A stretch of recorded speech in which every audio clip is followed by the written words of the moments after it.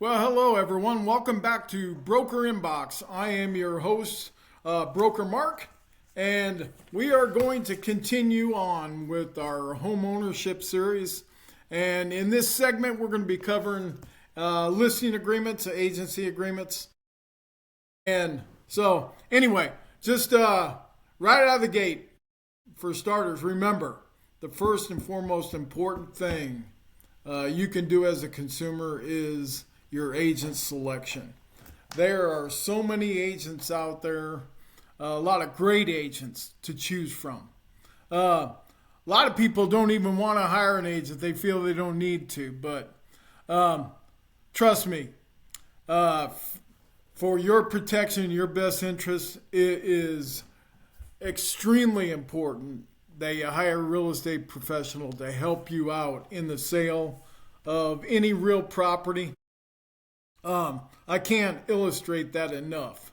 But you as a consumer have the right to either work with an agent or try to sell the property on your own. But anyway, I would hope that everybody would at least do your due diligence, interview several real estate agents before you make your selection, just to make sure that you find an agent that, they operate with 100% integrity, honesty, and have great communication skills.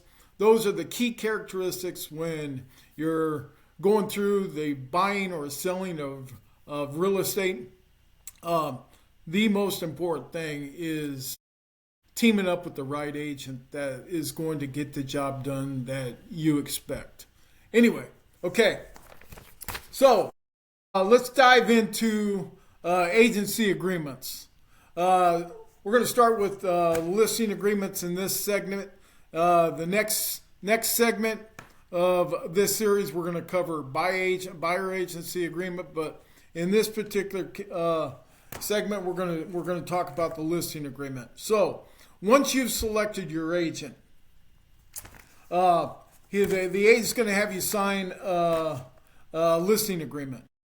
And in that listing agreement, there's so many things that you're going to cover, and you want to make sure that are highlighted. Is first and foremost, what are you going to sell your house for? What are you going to list it at?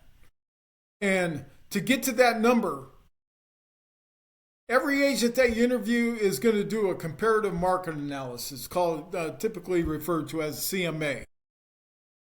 So if you hear the acronym CMA, it means comparative market analysis. What that is just a report that pulls all the comparable properties in your community or surrounding area, usually within a mile radius. And like properties, houses, what I mean by that is houses that are most like yours. If you got a 3-bedroom, 2-bath home with 2,800 square feet, you should be looking at homes relatively close to that description in order to get a great snapshot of what you can expect to sell your home for. Anyway, when he runs that market analysis, make sure they're not 5 or 10 miles out.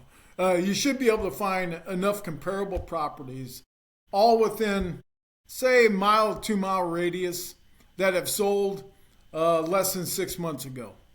The further and further you go out, like 12 months, that's really it's really skew. It can skew the number because there's probably homes that have sold recently that are going to affect the market price more than that house that sold 12 months ago. So just make sure he's explaining where the comparables are located on the map in conjunction to where your house is located, how long ago they sold, and the description of the properties. Make sure you're looking at like properties because that's what the appraiser is going to do when he does his assessment and appraisal on the homes once you get under contract with a buyer. Okay? So just make sure you understand the market analysis. 2, how long is the contract going to be? Make sure you're respecting the amount of work that that agent is going to put into marketing your home, the amount of money that he's going to be putting forth for photography, marketing. Where is the listing going to be displayed? Is it going to be on all the social media network or websites? What MLSs is it going to be on? What is his plan as far as marketing your property to bring every potential buyer out there to hopefully submit offers on your home and get it sold? So just make sure you're allowing him enough time, but it shouldn't take a full year to sell a single family home. If he says that's about what it's going to take, have him share the data. How does he derive at that 12-month period for the listing agreement? You don't want to lock yourself in to something where you're going to have an agent that really isn't going to do his part and do the job that you expect him to do to get that house sold quickly in the time frame in which you need to sell. So make sure you understand the time commitment for that listing agreement. Two, the ugliest part of the whole agency agreement is the commissions. That's probably the number one reason people don't want to list with an agent is the commissions. They don't want to pay them out because everybody wants 3% to list a home or 3% to represent a buyer, which the end number for any given seller is 6%. Okay, back in the day, 6% of an average sale price of $100,000, that's $6,000. That's a respectable number. But now that the home prices have exploded, now your average sale price $400,000 or $500,000. 6% of that, you're talking, $18,000 to $20,000. That's, to me, that is taking away the equity that you've earned by owning that home for the amount of time you've owned it. That's why people buy real estate. It's an investment.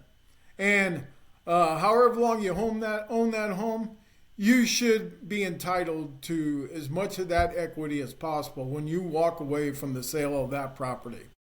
The last thing consumers want to do is pay out a large portion of that to a real estate agent. Trust me, you can find real estate agents out there that are willing to do for less, meaning a reduced commission broker, and still get a full service that you would expect from any other brokerage.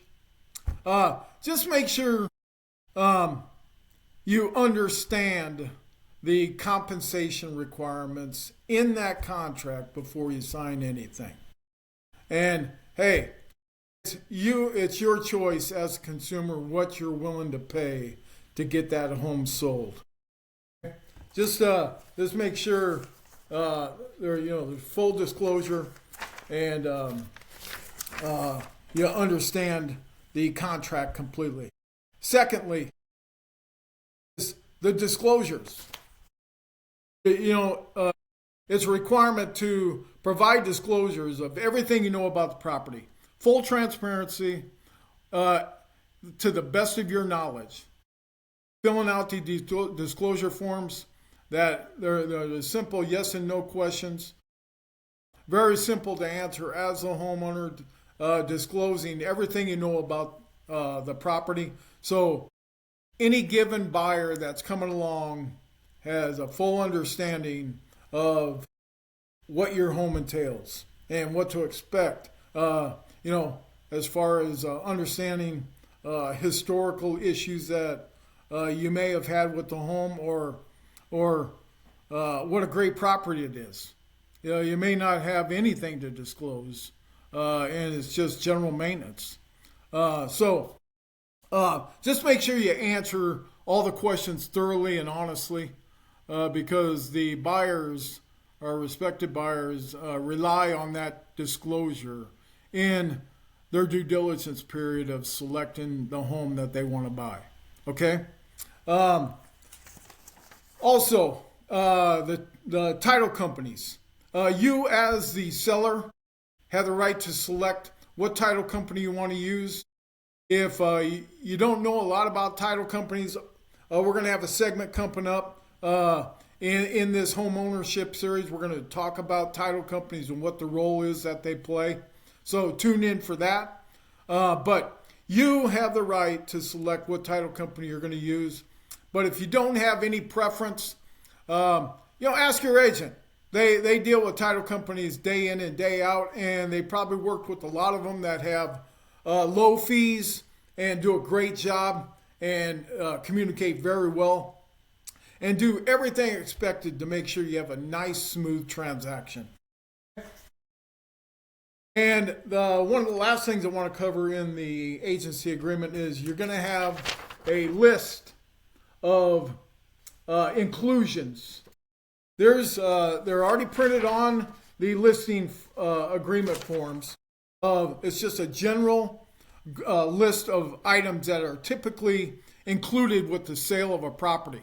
You want to make sure you educate yourself on what those items are and what you're willing to exclude and what you're willing to exclude with the sale of your home. Okay?